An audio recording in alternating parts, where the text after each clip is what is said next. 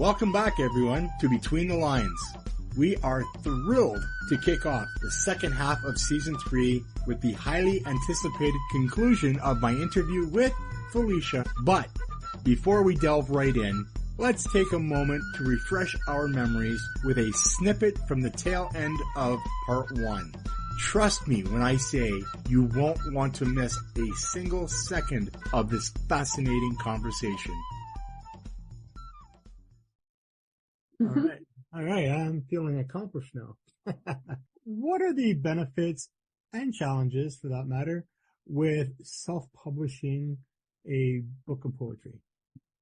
When I chose my route of author-subsidized publishing, it was for the favor of owning the rights of my work, along with full monetary reward of what sells of my poetry.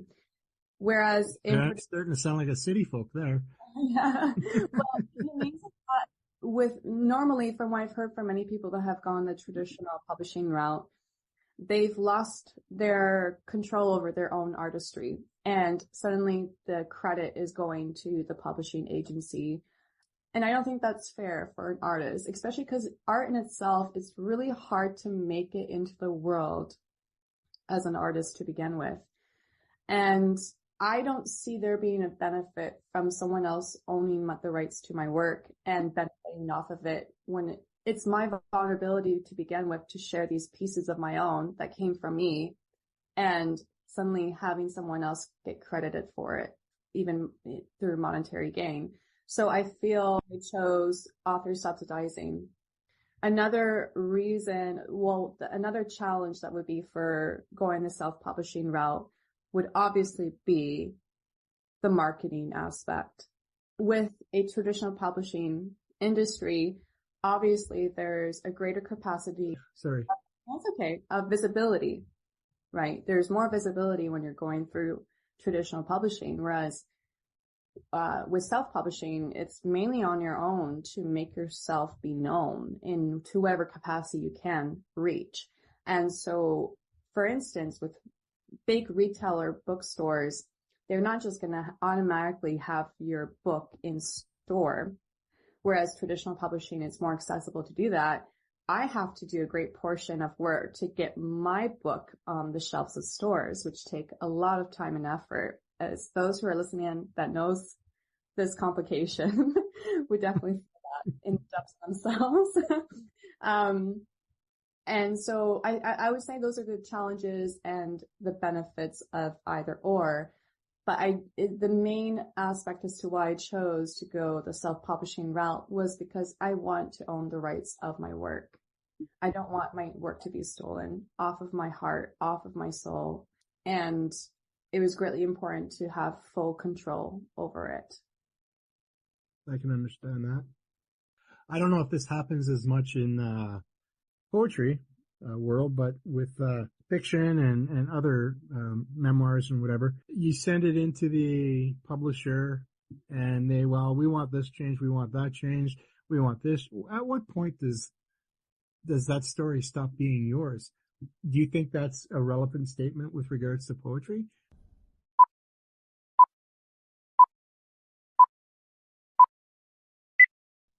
I think so too. Yeah.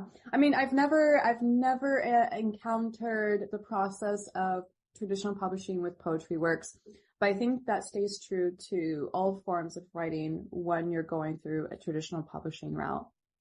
I feel that they will all of a sudden have full control over the way it's displayed interior wise and even the exterior of your collection or even the title of your book. I think the title is what concludes your pieces together. So for me, it's important for me to have the control to harness that title, and name it as so, because it's what's concluding the pieces all together.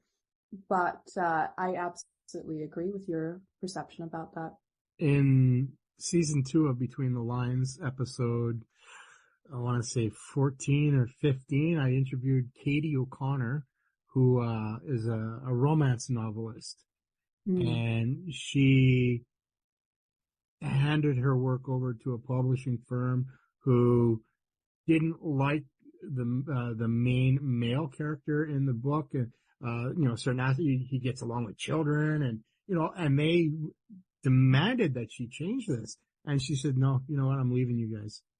And I applauded her for doing that, but and again, at what point does it stop being your work? Is it one sentence, or is it a whole chapter, or or even one word?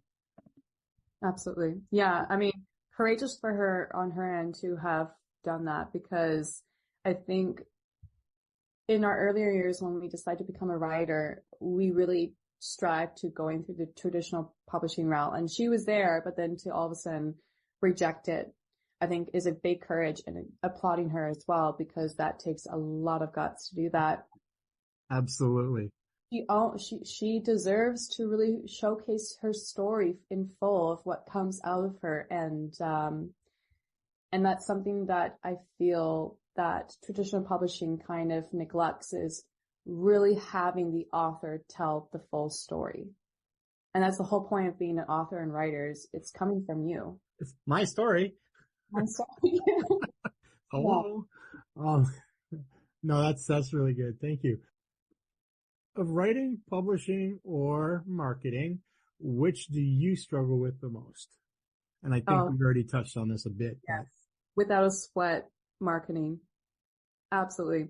The writing's very easy for me. Publishing was fun. Marketing is difficult. It is an ongoing one too, right? Marketing is not just within the process of your publishing and writing. It's also the after effect. It's the post-publication process too. I feel it never will end. So with marketing would be definitely the hurdle for me as a newcomer of poetry and writing altogether as a Canadian writer.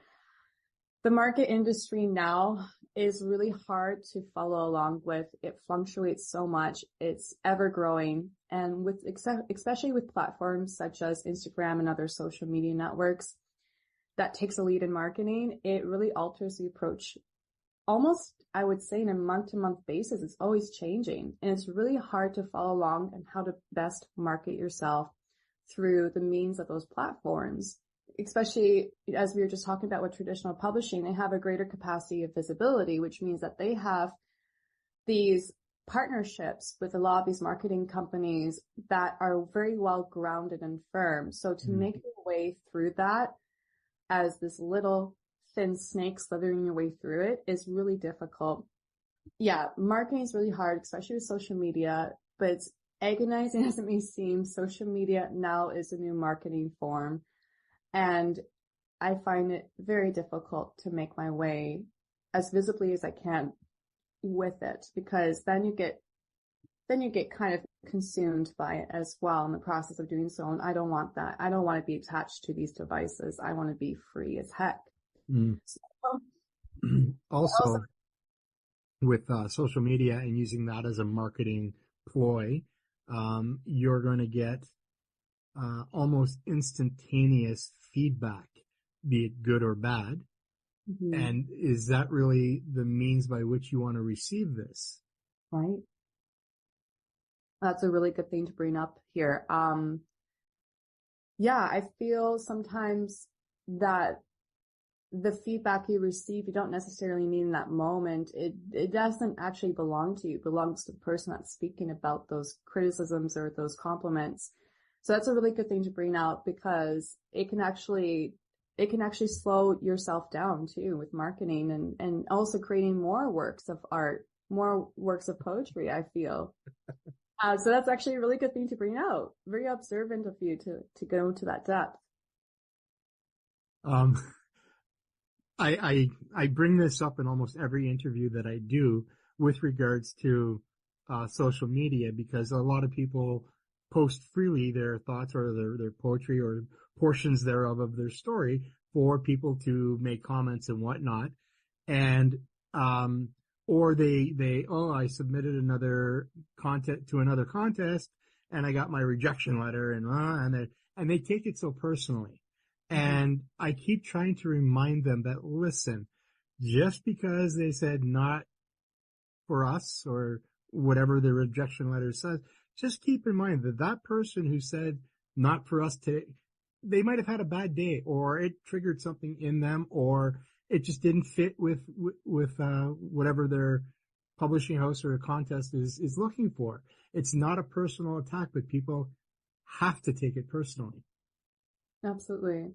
It's interesting that you say that, because I just remembered something. I think because I'm really used to being encountered by instant comments with my generation, with social media, it automatically makes me, like, for instance, as an author who has a published book, I'm always looking on Google of my book to see what's happening, what are the reviews about it so far.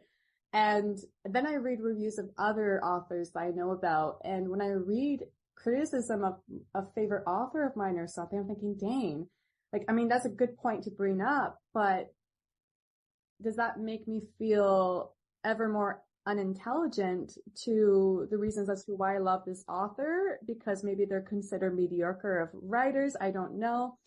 And then it really gets to me of even the acceptance of what I like to read, let alone write. And so that's a really good thing to bring up, because, we're really caught up in the instant comments, but it's not belonging to us. It's belonging to those people.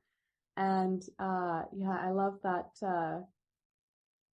reflection to be known, even to hear it myself as you said it. And as I'm saying it, it's just a recurring, recognition of knowing that, you know, you shouldn't have to engage in your work as well. I mean, criticism is, yes, it's accepted, but it shouldn't dissuade you from your writing.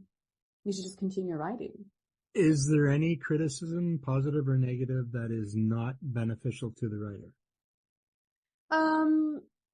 I think depending on the type of criticism, I think I like constructive criticism. Absolutely.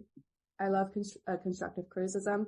It can really help a writer evolve and kind of look at a different way of how they can introduce a new way of writing, or not necessarily way of writing, but a way to dig deeper in certain areas that they're writing. Whereas other criticisms that fault the ability of a writer, I feel, is where it's not necessarily necessary. Instead, you can make a criticism and say, this is a way that they can improve, or this is a way that they can do this or do that. But that's my take on that. Well, that's fair enough. So I have, most of my life, 40 years now plus, I've been predominantly a writer of poetry.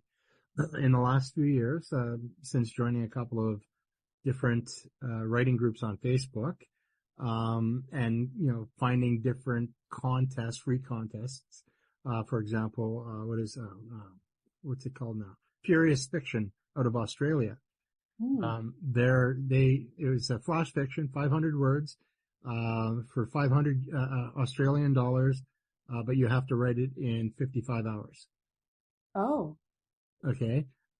And they would give you this has to appear in the story, this has to appear in the story, and at least these words have to appear in the story somewhere.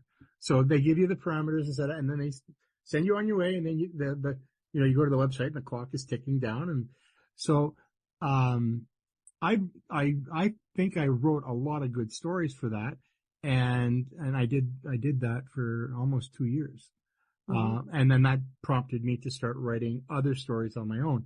My point is that when I didn't win the contest, I didn't make the short list, and I didn't make the long list, I still didn't feel rejected. I felt that, okay, this didn't fit for what they were looking for. I'm okay with that. And instead of going roundabout in another way to get, I've assembled them, all these stories now, and I've assembled them in a book that I'm going to be calling in not so many words, short stories under 2,000 words. So I've taken what other people would say are rejections, and I'm turning into a positive for myself. Absolutely.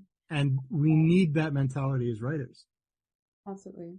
The ongoing ignition within us. I actually have a similar story. Right after I announced the publication of my first book, I decided to join the CBC Poetry Prize contest. And I did a very vulnerable piece about how I see my courage. And I put it out there. I was very happy about it. And then it didn't make it to the short list or anything of that sort, or even the lengthy list. But what I did, however, with that instead is that I introduced it to a second manuscript in my book, because if you read that it fits with the other pieces, I feel that the joining of that piece in particular with the other pieces will reinforce a new type of theme that I have that will be a bit different from my first book. So I just, absolutely, instead of taking that rejection, I just saw it as an opportunity of what I made and just putting it somewhere else, perhaps where it belongs to more.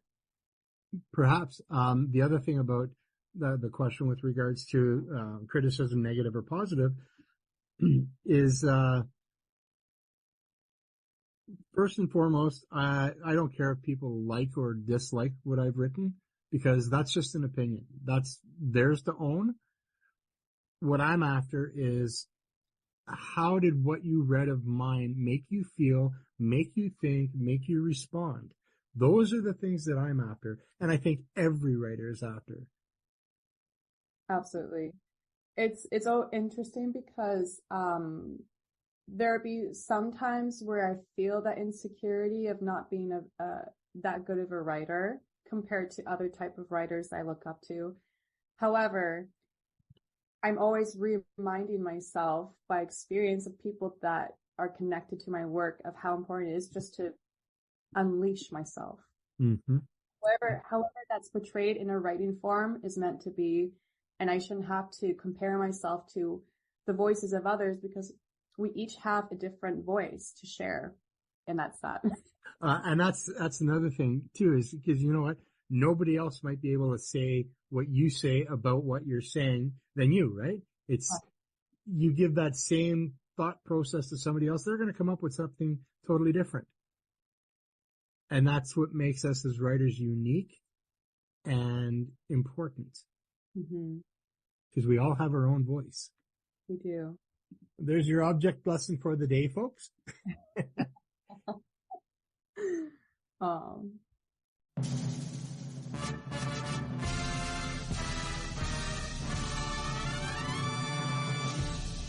We're going to go into part 2 now, which I call shameless plugging, and I'm not going to apologize for it, because this is part and parcel of why we're doing what we're doing here today, is to introduce you to authors you may have never even considered picking up anything that they've written. And so they come on, we talk shop, and then I let them present where you can find anything that they've done. So with that being said, Felicia, what books do you currently have on the market, and where can we find them? The book that I have currently is called When Words Flow, and it is a collection of both poetry and just prose notes involved in it to help inspire the reader to motivate their everyday living situation. If they find themselves in a bit of a icky situation mentally, this is a way just to promote yourself, just to open up to a random page and read it, and may it propel you in your day. So it could be found anywhere online in the e-commerce database. Pretty much every store retailer has it, big and small. However, the very few places you can get the book physically in hand in store would be Mermaid's Tales in Tofino, BC, The Power of Three and Mobius in Port Alberni, BC. What else am I missing? There's another one in Ontario, in Orangeville, Ontario. I don't know why I'm forgetting the name of it. I used to go to it all the time as a child. And also the main yoga studio I teach at that I used to teach at in Orangeville, Ontario, called Go Yoga, sells my book as well in their retail section. And they have a really big retail section. So these are areas, and I know that there's some other areas between the States and Canada that sells my book in store, but I don't know who they are yet. Okay. I just noticed in my distribution catalog that a place has been selling, buying wholesale. So I don't know who those stores are, but Thank you. Thank you for buying my book and getting on your store. That's great. That is great. That's awesome. Yeah, so those are the areas, but mainly you could do it online, rather Amazon. But listen, let's not fully support Amazon right now. Okay, we need these small businesses to thrive, especially after COVID. So try to go to your local bookstore and see if they have in their database, or just simply request for the book to have delivered to you. There you have it. Are you currently working on anything? And if so, how close to completion is it? So it's actually quite a fun thing. During the publishing of my first book, I was already writing a bunch of poetry forms, and there were little pieces and some lengthier pieces. And only now did I decide to start weaving them together into a document to send out to the publishing press that I'm through. And so who knows when it's going to flourish. It all dependent also on finances, of course. Of course. Of course, as a author subsidized publishing or fully self-publishing, it's all through your own money. So I have to find a way to accumulate enough finances to help support the publishing process. So there's that. It is going to be a similar type of poetry collection, also to help inspire the reader. It's supposed to be a motivator. However, this will include more heartbreak. It's going to delve deep into the consciousness of the heart. So, and affiliated with the practice of dhyana, which in yogic practice, it's meditation. So it's going to be about the meditational experience. Sounds deep. That's deep. And however, in the time to come, I used to write the story, very specifically the story about young, naive, delinquent young adults going on a whim to do something to find themselves. It's very West Coast style, and I've been wanting to write it since I was 19. I actually started writing it when I was 19. And so I would also like to dab into fictional writing and actually publish a fictional novel. I think that's something that I've always wanted to do. And the more confidence I gain with sharing my poetry pieces will give me the courage to do that as well, I feel. On that note, would you ever collaborate with anybody on a fictional piece? Oh, to make it easier for you to learn as you go? That's a really good question. I'm not too certain. I feel artistically I have a very specific visual of art to mind, and I really want to succeed that visual that I have to mind. So for instance, with my book, I really wanted just simple things, detail wise. My book is this kind of turquoise blue colors, a very particular shade that I wanted. And when we got the book cover designer to do it, at first there was a previous one, and he wasn't achieving what I wanted. And as hard and critical as I may have seemed, I had a very specific thing to mind, and I wanted to achieve it. So I had to go through another designer to help get this very specific blue, and it makes me seem very anal. No, it's your book. You want it the way you want it. I have an image to mind, and I want to succeed that. So for me, I don't know if my specific aims will get in the way of collaboration, but I do like to collaborate with people to introduce me to new realms of thinking and abilities. So that's a good question. I may have to ponder upon that, and maybe. Well, write it down so you don't forget the question, so you can ponder it. Yeah. If you're like me, after this is done, it's gone. Yeah, for sure. Yeah, no, it's, I think, so are you in my writing group? Canadian Creative Writers? No, I'm on Canada Writes. So am I. How we were introduced in a way, I feel. So, I invite you, if you're interested, to join Canadian Creative Writers. Okay. We have less of what Canada Writes has in the way of, complaining and, all the negative stuff of Canada Writes. There's a lot of good stuff in Canada Writes, but there's a lot of negativity within. Right. We're not like that in our group. And there are many people from Canada Writes in Canadian Creative Writers. So you're more than welcome to join if you'd so like. Ooh, beautiful. Thank you for the invite. Oh, you're very welcome.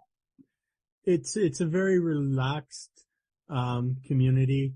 When the dream started to start my own, writing group on Facebook, it was born out of frustration with the, aforementioned, group that we're both part of. And they had banned one of my posts or whatever, and I saw no reason for it, and I got frustrated. So I started my own group, and to this day, we're almost 1,400 members strong. Wow. So Wow. I applaud you on that. Yeah, it's interesting. I haven't been paying attention to the comments made on what's been posting on Canada Writes, but I must say every person who are very distinctive to one another, I've been loving all that they write, that they've been sharing. There's this one particular woman who shares her poetry a lot, and I just feel really connected to her writing. And I can't remember her name right now, but she's always popping up into my news feed. I find her to be really good. So it's astonishing for me to hear that there's criticism, I guess, because I'm not looking into the comment sections. I'm just seeing the post. But I'm happy that you were able to create another platform where there's no criticism involved or negativity, and just accepting and giving constructive feedback. So I think everybody in my group is of the same mindset that we are here to build each other up, not tear each other down. Absolutely. If you had to choose one of your books or poems as a favorite, which one would it be? Well, I only have one book so far. Okay. But as far as a favorite piece, that one's really difficult for me to choose because Like choosing a favorite child or pet or very much so. And they all emphasize a certain intensity of emotion or perspective or revelation to me. So it's really hard. But the heartbreak pieces I've been recently writing have been closest to me right now because it's a fresh feeling still. So I think that I'm a bit more connected to those right now, than the other pieces so far. But then sometimes I'm reintroduced to my old pieces and I feel as if they're my favorites in that day or that week. But it's always interchanging. I don't necessarily have a specific favorite. I recently heard or read or saw a quote that went something similar to, and I'm going to paraphrase it the best that I can, but my best piece of writing is what I just finished. I love that. Because it's very current. It's present. So, where can people connect with you? Facebook, email, snail mail, TikTok, Instagram. There's so many I could list here, but we'll just leave those there. Yeah. So definitely social media wise, I have Instagram, as a typical millennial does. So it's _ Felicia Kearse, FELECIAKEARSE. And that's where you can find some pieces here and there and further description of those pieces, in those posts, including also just things I introduce through the means of my writing, such as writing workshops as well. You can find all that stuff there. I also have a website called www.onewordsflow.com. You can also subscribe to my mailing list on there. And then what else? I think that's it so far as platforms. You have an author page on Facebook? No, I stopped with the Facebook. I used to have multiple groups and pages on Facebook, and I deleted them all. I just want to stick to one type of platform, and that's Instagram, because it seems to be doing best compared to Facebook for me personally. Well, you're young enough to have mastered TikTok. No, I actually I don't have a TikTok. I've never been infatuated to even join and make an account on there. So, okay. Yeah, it doesn't interest me. I feel that platform wise with social media, Instagram is enough for me. And I'm done with the social media aspect. But I think, I don't know if I have a channel on YouTube, actually, and it's just Felicia Kearse that you can find me. I sometimes do my poetry performances videos on there, but I haven't been as avid with it lately. And then if you want to shoot me a message, you can do that through email. It's yogaunearthme@gmail.com is my email that you can contact. And, so if you have any constructive feedback, if you're able to have found my poetry pieces to give me, I'm more than welcome to receive them. If you feel a connection to a piece, feel free to share to me for which piece and why, because I love knowing that stuff. And if you just have a question in regards to my type of poetry and how I've accumulated to where I am now, or just knowing each other in general, I'm always up for connection of any kind. So yeah, those are the ways that you can find me. Fantastic. In season 2, I interviewed Lisa Bornelis. She's out in North Vancouver. Mm. And she actually did a TED Talk. Oh. Yeah. So, I don't know if you're aware of this or not, but Between the Lines, which is what you're now on, also has a YouTube channel. And it's just the audio, not video. It's just the audio from the interviews. And so you can hear her either, where you hear podcasts or where you hear, go to YouTube, but you can hear it either way. Mm-hmm. And, it was a really good talk, and is something along the lines what you're trying to do with allowing people to see or experience a better them. Mm. You know what I mean? Yeah. Did I say that right? Yes, absolutely. Actually, my writing workshop that I recently hosted, I'm going to introduce as a 6-month program, is obviously I don't have the literary professionalism or credentials to be teaching English or literature, but this program is more specifically about finding your voice in general. Okay. And there's 3 key categories that we go through. The first one is anchoring into your feelings and emotions in ways that you can do that to develop, description for your writing. The second would be facing your hurdles. What are your hurdles and finding them, and then getting a way to combat them. The third one would be finding your inner voice, how to introduce yourself to you and reinforce this voice within you that needs to be heard, and ways to do that. So these are the 3 main categories I do in order to just let the person recognize who they are and what is their voice to begin with. It's not necessarily about, the constructive process of grammar and all those, because those we know the revisement aspect is not till later on in our writing. So for me, I like to focus on what begins your writing in the first place, trusting your perception and this voice within, and revealing that to yourself, and being able to transmute that from inside to out. So in a way, as you're describing her, it's a bit similar to what I do with my writing workshops. Could very well be. Maybe give her a listen. Yeah. I don't know if this is going to change your opinion on why, or if you should even be doing this podcast, but you're talking to a guy who's a high school dropout 5 times. Right. But yet I've managed to published 10 books with an 11th on the way. I've got 3 other books that I'm working on, 2 podcasts. I blend spices, create hot sauces. What do you need education for? Yeah. Right. I think it's just merely a privilege to have education to begin with, but doesn't necessarily mean that those who don't have the privilege to have education doesn't have the ability or professionalism to do what they want to do.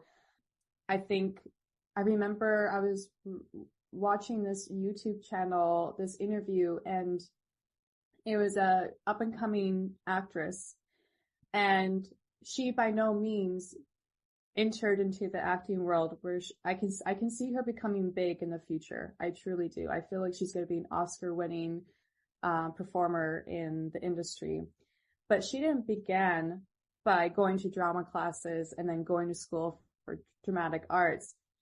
She didn't go into Broadway, any of that. It came naturally to her. Her mom was an ER nurse that would drive for hours between Hollywood and back just to go to casting interviews, and she made it just simply by trying her way through it. And she by no means have any credentials behind her to push her forward. Her heart was pushing her forward into that art that she really likes to delve into. I'm glad you used that word.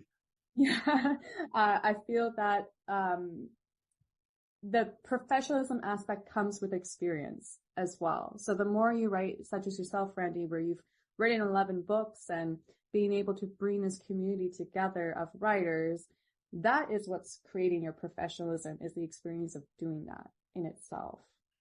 And you learn as you go anyways. We learn as we go.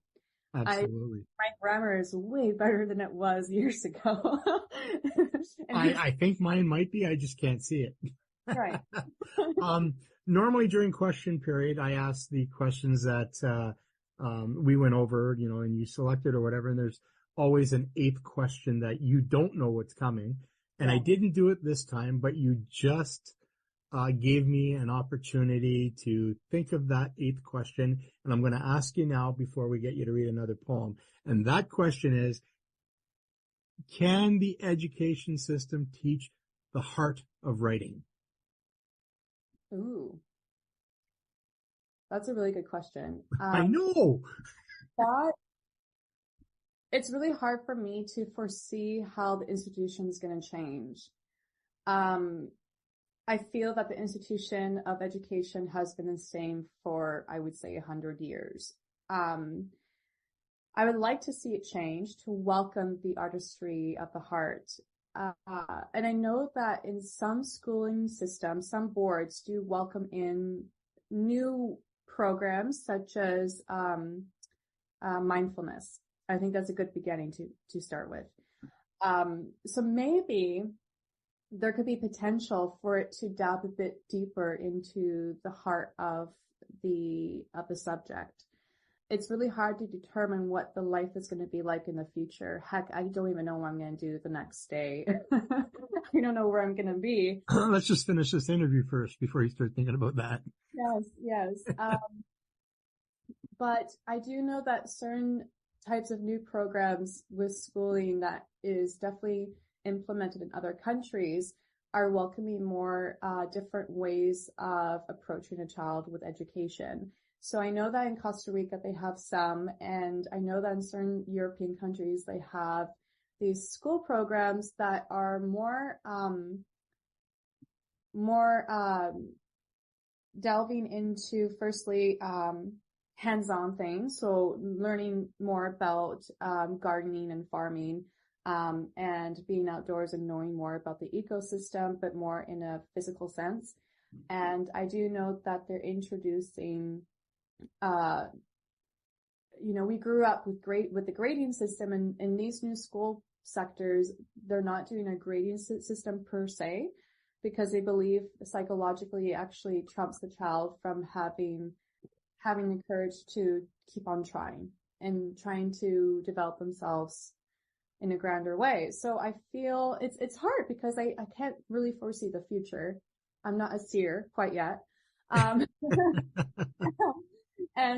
I would like to see that, because with these new school programs that are being introduced slowly, I would like to see that also be introduced to the whole of North America in every school system. And if that were to come true, I can see that flourishing the arts more, but coming from the heart rather than through a structural sense. I know I went to a high school in Ontario called Mayfield Secondary School. It was an arts program school. And the only way that for those who were outside of the land perimeter would have to actually apply to the arts program in order to make it into the school to begin with. Luckily, I actually was in that perimeter, but regardless, I grew up in a community of a school filled with arts. And even then, it seemed like it was super institutionalized, that it was more of a structural arts community rather than it was one of the heart. Like people would get very heavily criticized for their art pieces, whether it was dramatic arts, visual arts, music, heavily criticized, and just witnessing that from my peers and made me realize that I don't want to be affiliated with that type of arts community. I want an arts community that really reinforces the unleashing of your heart and the importance of that connection to your heart. And I didn't see that within my school as much as other people I would say probably had different experience. Maybe they thrive off of that type of community of arts, but not me. And I feel that we need an arts community in schools that represents that and that alone as well, or a range of different ways of approaching arts. So I would like to see it. I don't know if it's going to happen, but I would like to have the hope that it would. Well, hope is half the battle. It is. Earlier this year, I had the brainstorm to contact my local high school in Ottawa, where I went to school, to get in touch with them to see if they'd be interested in receiving a donation of a copy of each of my books, as a thank you for introducing me to poetry, and here's a gift for your students that maybe have a dream and don't know how to pursue it. They refused it. Wow. What was their reasoning for the refusal? They didn't even respond. Wow. Crazy, eh? Wow. You know why? Because they follow by a certain selection of works that they have to follow by. So no, this was a donation to their library in the school. Wow. Weird. Uh-huh. So where is the education system going? Where is it going? For me, as with such an investigational mind, I would want a reason as to why they declined it or not even respond to it. Yeah. What is the reason? Here where I live, we have a K-12 school. Our grade 4 teacher, since my first book was published in 2013, she bought a copy and she reads it to her class every year. Oh. For 2 reasons. 1, because it's an introduction to poetry, and 2, because I'm a local author who followed his dream and finally was able to publish a book.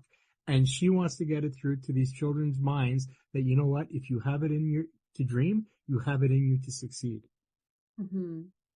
Absolutely. And, wow. and that's what I was trying to give back to, my school. And I'm okay with their decision, but their loss, not mine. Yeah. Wow. It kind of cripples your hope for the institution when you hear stories like that. But, well, what's that?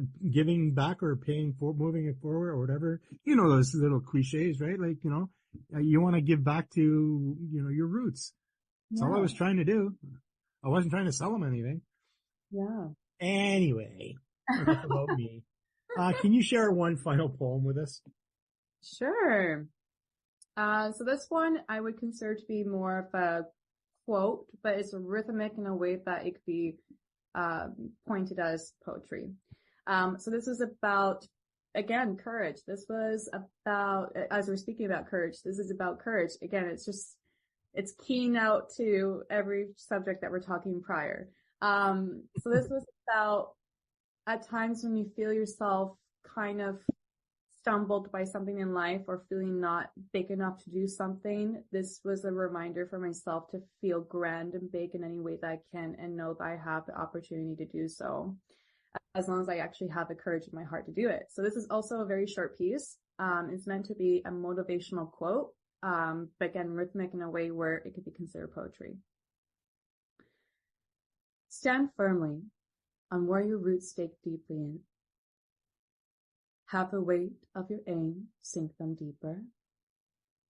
No matter how small you may seem to feel, no matter how fearful it may seem to be, because what surrounds you was made for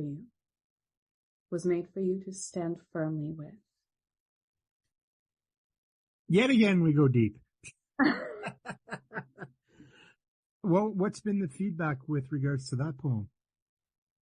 That one, A lot of the ones that are very similar to this one have been getting really good feedback, mostly with a demographic that's younger than I, which is actually interesting because I actually, when you're creating your avatar reader, I was hoping to connect with the younger versions of me, Okay. you know, because at that time I was much younger and I wanted to connect with people that are there at that moment of their life.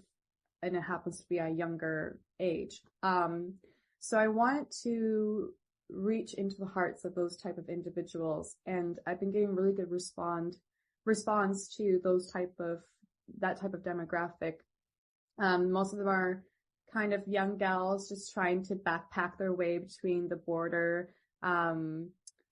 between Canada and the US, and they found it very helpful to give them that motivational push to keep on going, because especially for myself, I've backpacked, and as a young woman backpacking and not knowing where you're going, it could be dangerous, firstly. But secondly, it could be, sometimes you can feel yourself defeated. And it was kind of and that's when that was created. Actually, I was backpacking for 2 months through BC. I'm originally from Ontario, and I went solo by myself with only $1,400 to my name, 2 months backpacking and traveling. And, I felt defeated many times, and I wanted to give up sometimes because there'd be a moment where I couldn't make it to the hostel. So because it was fully booked, so I would sleep underneath a bench or go in the middle of the woods and kind of just find my way to sleep in some way, shape, or form. So it was really hard, really rough. And that's when this piece came to birth, because I had to remind myself that, this is an opportunity for me to feel the strength of who I am. And I want to meet the hearts of those who respond to that very message. And it's been receiving really good messages from younger people who are currently backpacking, which is so interesting because that's when it was developed. So I find that to be quite beautiful.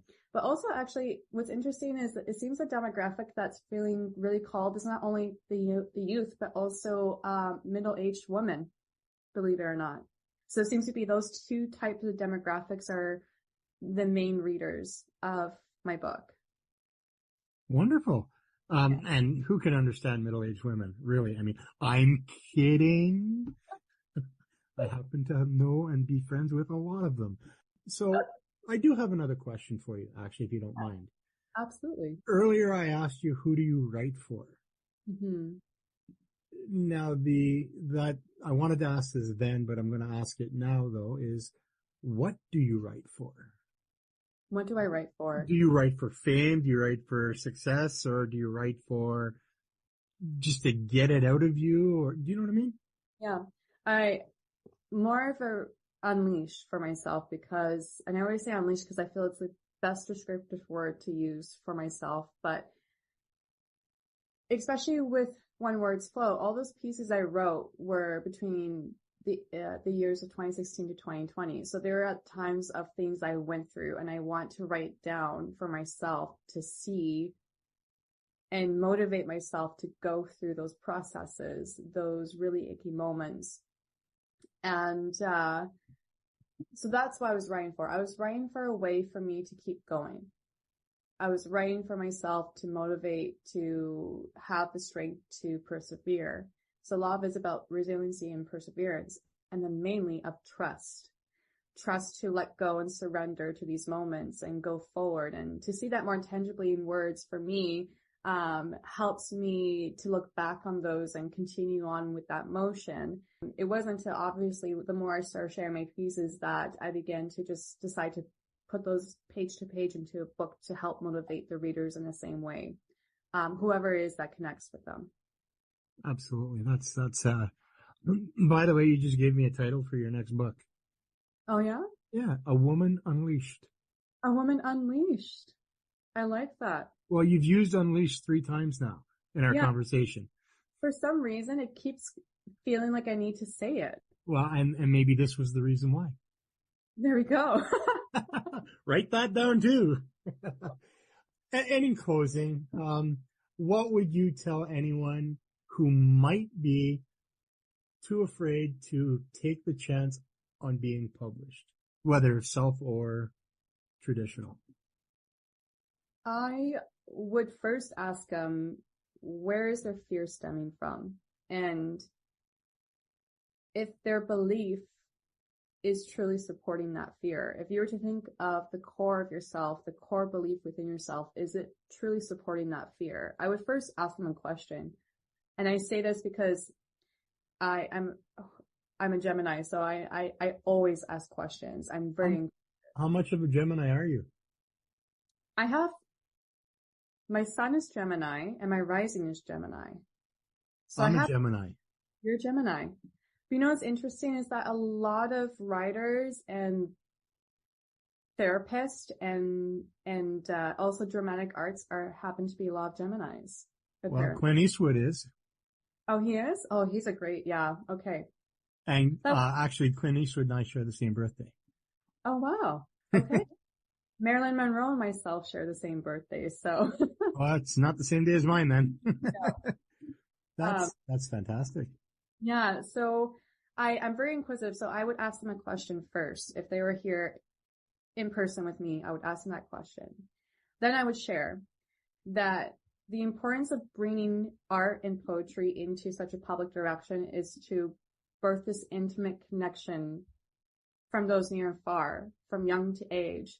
And it's about weaving those parts of yourself that you're giving away to the similar parts of those within those other people to bring that resonation, to bring that deeper connection in a soul level. So I would say that to them. This is sometimes sharing it is beyond you. Absolutely. You know, the writing aspect is coming from you, and that's a way to connect with you. But the actual public, for it to be more public is more about being something beyond yourself. And that's what I would say to them. I think that's some solid advice. Felicia, this has been, it's been fun and it's been very informative. And I want to say thank you again for, your willingness to come and be a part of this show. And, thank you. It's been great. I had a swell of a time. I'm happy to have joined along and for you to have accepted me here. And it feels really comforting to just be in this conversation with you, and I really enjoyed it. Thanks for tuning in to this week's episode of Between the Lines. We hope you enjoyed our discussion and were inspired to either start writing or to keep on writing.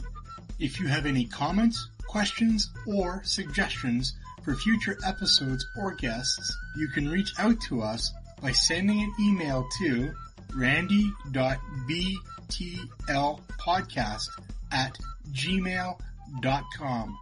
Use comment or suggestion in the subject line.